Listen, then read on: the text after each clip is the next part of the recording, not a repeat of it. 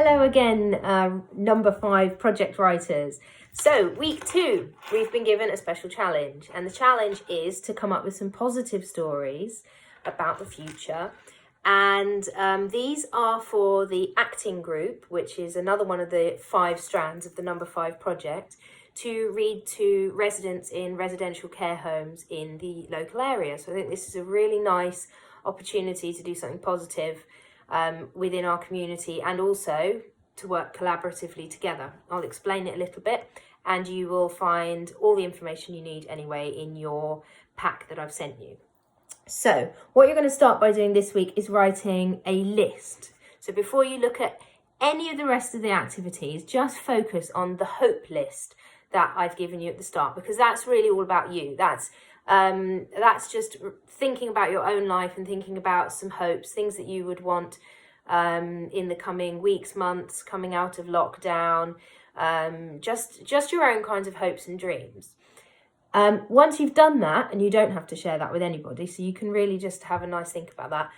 Once you've done that, what I want you to do is choose one of those hopes, maybe something that you think is a little bit interesting, a bit different, and I want you to try and apply that hope to a character. So that hope is going to become the absolute be-all and end-all, the main driving goal of your character. And then around that, you're going to come up with the rest of the character. The character that you come up with, and I've given you a separate sheet, it's kind of a duplicate of one of the sheets that makes up the PDF of the lesson, but a Word document's a little bit easier for you to edit online or to print out separately. On that sheet, you're going to write all about your character and then share that sheet, just that one sheet, back with me.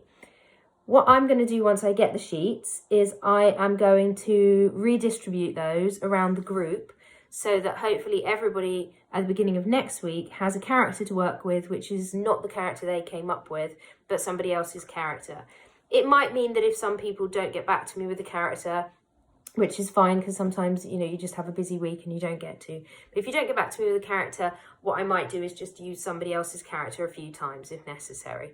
But I have got now nearly 20 people in this group, so it's actually becoming quite a nice little community for us. And I thought it would be a really good time to start doing something a bit collaborative. If you have more time and you want to move beyond the character work, it might be interesting to see if you can write your own story for your own character and come up with a whole story, which again, share with me by all means, or don't, it's up to you.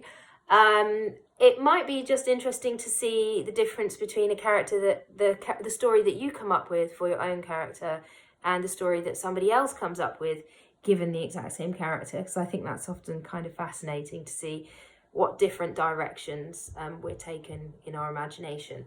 So I think that's about all I need to tell you for this week. Do send me an email if you've got any questions, and good luck.